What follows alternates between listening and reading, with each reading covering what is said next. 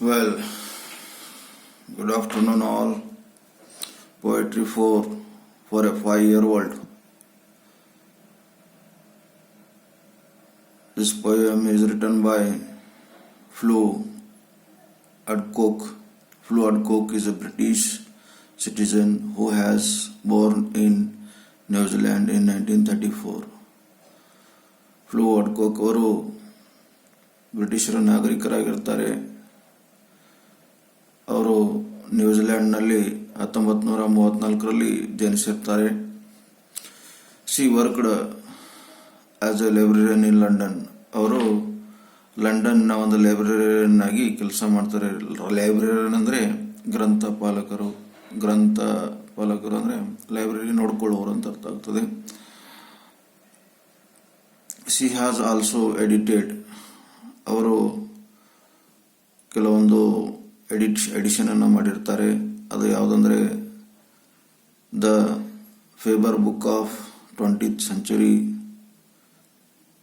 Women's poetry, ಅಂದರೆ ಹೆಣ್ಣು ಮಕ್ಕಳಿಗೆ ಸಂಬಂಧಪಟ್ಟಿರುವಂತಹ ವುಮನ್ಸ್ ಪೊಯೆಟ್ರಿಗಳನ್ನು ಅವರು ಸಂಗ್ರಹ ಮಾಡಿರ್ತಾರೆ. Many of her poems R about everyday experience of a woman as A wife and mother. ಆ ಒಂದು ಬಹಳ ಪೋಯಮ್ಗಳನ್ನು ಜೀವನದಲ್ಲಿ ನಡೆಯಬೇಕಂತ ಒಂದು ಅನುಭವಗಳನ್ನು ಆಸ್ ಎ ವೈಫ್ ಅಂದರೆ ಹೆಂಡತಿಯಾಗಿ ಮತ್ತು ಮದರ್ ಆಗಿ ಆ ಒಂದು ಪೋಯಟ್ರಿಗಳಲ್ಲಿ ಒಳಗೊಂಡಿರ್ತದಂತೆ. The poem for a 5 years old tells us about the contradiction in our dealings. ಈ ಫಾರ್ ಎ 5 years old ಇದು ಒಂದು ವಿವಾದವನ್ನು ಸಂಭವಿಸುವಂತಹ ಒಂದು ಕೆಲಸ ಮಾಡುವುದಾಗಿದ್ದು, ಅದನ್ನು ಏನು ಹೇಳ್ತದೆ ಅಂದರೆ there is a difference between what we preach and what we really practise. ಅದು ಏನು ಹೇಳ್ತದೆ ನಮಗೆ ಅಂದರೆ, ನಾವು ಏನು ಬೋಧನೆ ಮಾಡ್ತೀವಿ ಮತ್ತು ಏನು ನಮ್ಮ ಜೀವನದಲ್ಲಿ ನಡ್ಕೊಳ್ತೀವಿ ಎನ್ನುವುದರ ಬಗ್ಗೆ ಇಲ್ಲಿ ಹೇಳಲಾಗಿದೆ. ನಾವು ರೀಡ್ ಅ ಪೋಯಮ್. ಇಲ್ಲಿ ಮಗುವಿನ ಬಗ್ಗೆ, ಆ ಒಂದು ಮಗು ಇರುತ್ತದೆ 5 years old. ಆ ಮಗು ಆ ಒಂದು ಸ್ನೇಹಿಲ್ ಅಂದರೆ ಬಸವನ ಹುಳು ಹೋಗೋದನ್ನು ನೋಡ್ತಿರ್ತದೆ. ಆವಾಗ ಮಳೆ ಬರ್ತಾ ಇರ್ತದೆ. ತಾಯಿ ಹೇಳ್ತಾಳೆ, ಅದಕ್ಕೆ ತುಂಬ ಕೇರ್ಫುಲ್ಲಾಗಿ ಜಾಗ್ರತೆಯಿಂದಾಗಿ ನಾವು ನೋಡಬೇಕು ಅಂತ ಹೇಳ್ತಾಳೆ. ನೋಡೋಣ. ಎ ಸ್ನೇಲ್ ಅಂದರೆ ಬಸವನ ಹುಳು is climbing up the window sill. ಆ ಒಂದು ಬಸವನ ಹುಳು ಇರ್ತದೆ, ಅದು ಆ ಒಂದು ಕಿಟಕಿಯ ಚೌಕಟ್ಟಿನ ಮೇಲೆ ಏರ್ತಾ ಇರ್ತದೆ. Into your room after a night of rain you call me in to see and I explain that it would be unkind to leave it there. It might crawl to the floor. We must take care that no one scratches it. You understand? And carry it outside with careful hand to eat a daffodil.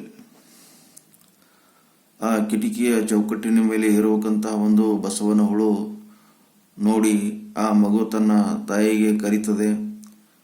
After a night of rain, ಆ ಒಂದು ರಾತ್ರಿ ಮಳೆ ಬಿದ್ದು ನಿಂತಿರ್ತದೆ. ಹೀಗಾಗಿ ಆ ಒಂದು ಬಸವನ ಹುಳು ಆ ಮನೆಯ ಒಳಗಡೆ ಬಂದಿರುತ್ತದೆ. ಆವಾಗ ಆ ಪುಟ್ಟ ಮಗು ಬಾಲಕ ತನ್ನ ತಾಯಿಗೆ ಕರೀತದೆ. ನೋಡ್ರಿ, you call me in to see and I explain. ಆಗ ತಾಯಿ ಹೇಳ್ತಾಳೆ ಆ ಒಂದು ಬಸವನ ಹುಳುವಿನ ಬಗ್ಗೆ, that it would be unkind to leave it there. ಅದಕ್ಕೆ ನಾವು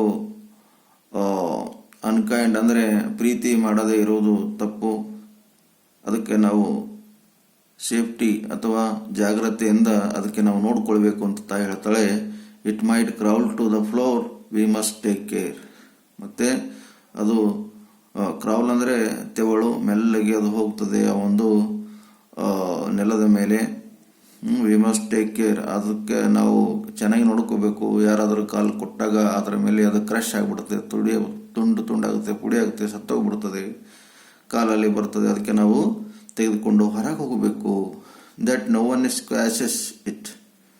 ಅದಕ್ಕೆ ಯಾರು ಕೂಡ ಜಜ್ಜಿ ಕೊಲೆ ಮಾಡಬಾರದು. You understood.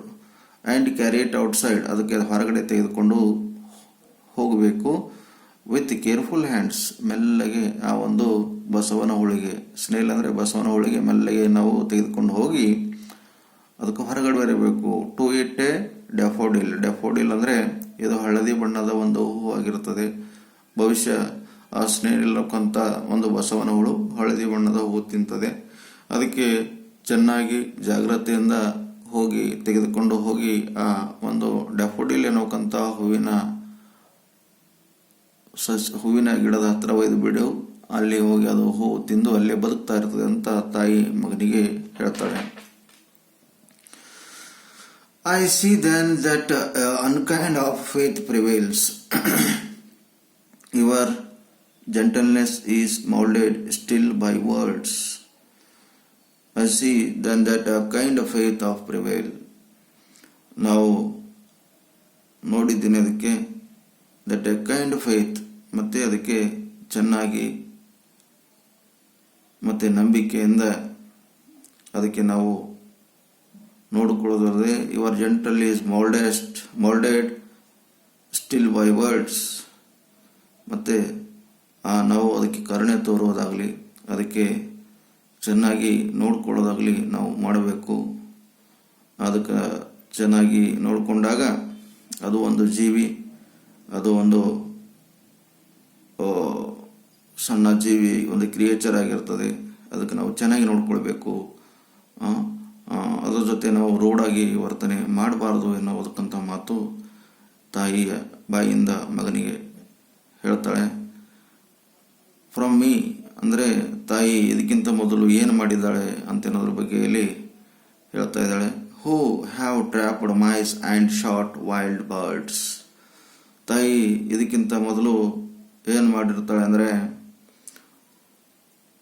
Who have trapped mice, ಆ ಒಂದು ಇಲಿಗಳಿಗೆ ಹಿಡಿದು ಮತ್ತೆ ಅವುಗಳಿಗೆ ಶೂಟ್ ಅಂದರೆ ಕೊಲೆ ಮಾಡೋದು ಆಗಲಿ, ಮತ್ತು ವೈಲ್ಡ್ ಬರ್ಡ್ಸ್ ಅಂದರೆ ಆ ಒಂದು ಕಾಡು ಪಕ್ಷಿಗಳಿಗೆ ಎಲ್ಲ ಕೊಲೆ ಮಾಡೋದಾಗಲಿ ಶೂಟ್ ಮಾಡೋದಾಗಲಿ ಮಾಡಿರ್ತಾರೆ. From me who drowned your kittens who betrayed. ಕೆಲವೊಂದು ಸಲ ಮನೆಯಲ್ಲಿ ಬೆಕ್ಕಿನ ಮರಿಗಳು ಬಂದಾಗ ಅವು ಮನೆಯಲ್ಲಿ ಕಾಟ ಕೊಡ್ತಿರುವಾಗ ತಾಯಿ ಏನು ಮಾಡ್ತಾಳೆ, ಅವುಗಳಿಗೆ ನೀರಲ್ಲಿ ಹಾಕಿ ಅವುಗಳಿಗೆ ತೊಂದರೆ ಕೊಡ್ತಿದ್ದಳು, ಮತ್ತು ಅವುಗಳಿಗೆ ಟಾರ್ಚರ್ ಕೊಡ್ತಿದ್ದಳು. ತಾಯಿ ಆದವಳು ಚಿಕ್ಕವಳಿದ್ದಾಗ ಅವುಗಳಿಗೆ ದ್ರೋಹ ಬಗೆದಂದಾಗ್ತದೆ. Your closest relatives who purveyed the harshest kind of truth of many others. ಮತ್ತು ನಾವು ನಮ್ಮ your closest relatives who pervade ಅಂದರೆ ಇಲ್ಲಿ ತಮ್ಮ ಸಂಬಂಧಿಕರ ಜೊತೆ ಕೂಡ ಚೆನ್ನಾಗಿ ಇರ್ತಿರ್ಲಿಲ್ಲ. ಅವರು ಏನಾಗ್ತಂದರೆ ಅವರು ಕೂಡ ಇವ್ರ ಜೊತೆ ಚೆನ್ನಾಗಿ ಇರುವುದು ಇಲ್ಲಿ ತೋರಿಸ್ತಾ ಇದ್ದಾರೆ.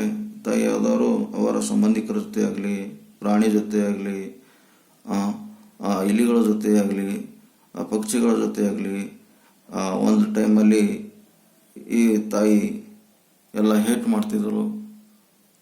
ಅವುಗಳನ್ನು ಕಂಡ್ರೆ ಇವರಿಗೆ ಆಗ್ತಾ ಇರಲಿಲ್ಲ. ಹೀಗೆ ಜೀವನ ನಡೀತಾ ಇತ್ತು. The harshest kind of truth to many others. ಇದು ಮನಸ್ಸಿಗೆ ಬಹಳ ನೋವನ್ನು ಕೊಡುತ್ತದೆ. ಹೀಗಾಗಿ ಈಗ ತಾಯಿ ಏನು ಹೇಳ್ತಿದ್ದಾಳೆ ಅಂದರೆ but that is how things are. ಆದರೆ ಈಗ ತಾಯಿ ಏನು ಹೇಳ್ತಿದ್ದಾಳೆ, ಆ ಒಂದು ಬಸವನ ಹುಳಿಗೆ ಬಹಳ ಪ್ರೀತಿಯಿಂದ ನೋಡ್ಕೊಳ್ಬೇಕು. ಅದು ಒಂದು ಜೀವಿ ಇದೆ ಅಂತ ಎನ್ನುವಂಥ ಮಾತು ಇಲ್ಲಿ ಈ ಪೋಯಮ್ನಲ್ಲಿ ಹೇಳ್ತಿದ್ದಾಳೆ. I am your mother and we are kind to snails. ಆ ದಿನಗಳಲ್ಲಿ ನಾನು ಈ ರೀತಿಯಾಗಿ ಮಾಡ್ತಿದ್ದೆ. ಯಾವ ದಿನಗಳ ಒಂದು ಕಳೆದ ದಿನಗಳು ಅಂದರೆ ತಾಯಿ ಏನು ಮಾಡ್ತಿದ್ಳು, ಇಲಿಗಳಿಗೆ ಹಿಡಿದು ಅವುಗಳಿಗೆ ಕ್ರೂರ ರೀತಿ ನೋಡ್ಕೊಳ್ತಿದ್ಳು, ಮತ್ತು ಅವಳಿಗೆ ಹೊಡಿತಾ ಇದ್ದಳು, ಬರ್ಡ್ಸ್ಗಳನ್ನು ಕೊಲೆ ಮಾಡ್ತಿದ್ದಳು. ಬೆಕ್ಕಿಗೆ ನೀರಲ್ಲಿ ಕರುಣೆ ಇಲ್ಲದೆ ಅವುಗಳಿಗೆ ನೀರಲ್ಲಿ ಎದ್ದು ಹಿಂಸೆ ಕೊಡ್ತಿದ್ದಳು. ಮತ್ತು ಆ ಒಂದು ಸಂಬಂಧಿಕರ ಜೊತೆಗೆ ಕೂಡ ಅವರು ಚೆನ್ನಾಗಿ ಇರ್ತಿರಲಿಲ್ಲ. ಇದು ನನಗೆ ತುಂಬ ನೋವು ಕೊಡ್ತದೆ ಆದರೆ ಇವಾಗ ನಾನು ನಿನ್ನ ತಾಯಿಯಾಗಿ ಹೇಳ್ತಿದ್ದೀನಿ. ಐ ಆಮ್ ಯುವರ್ ಮದರ್, ನಾವು V are kind to snails. ನಾವು ಈ ಒಂದು ಬಸವನ ಹುಳು ಇದೆಯಲ್ಲ, ಅದಕ್ಕೆ ನಾವು ಪ್ರೀತಿಯಿಂದ ನೋಡ್ಕೊಳ್ಬೇಕು, ಅದಕ್ಕೆ ನಾವು ಚೆನ್ನಾಗಿ ನೋಡ್ಕೊಳ್ಬೇಕು. ಅದಕ್ಕೆ ಆ ಒಂದು ಸ್ನೇಲ್ ಅಂದರೆ ಬಸವನ ಹುಳಿಗೆ ಡ್ಯಾಫೋಡಿಲ್ ಅನ್ನೋಕ್ಕಂಥ ಹೂವಿನ ಗಿಡದ ಹತ್ರ ನಾವು ಬಿಡಬೇಕು, ನಾವು ಕರುಣೆ ತೋರಬೇಕು ಎಲ್ಲ ಜೀವಿಗಳಿಗೆ ಅನ್ನೋಕ್ಕಂಥ ಮಾತು ಇಲ್ಲಿ ಫ್ಲೋ ಅಡ್ಕೋಕ್ನವರು ಈ ಪದ್ಯದಲ್ಲಿ ಹೇಳ್ತಾ ಇದ್ದಾರೆ. ಇಲ್ಲಿಗೆ ಈ ಪದ್ಯ ಮುಗೀತು. ಮುಂದಿದ್ದು ನೆಕ್ಸ್ಟ್ ನೋಡೋಣ.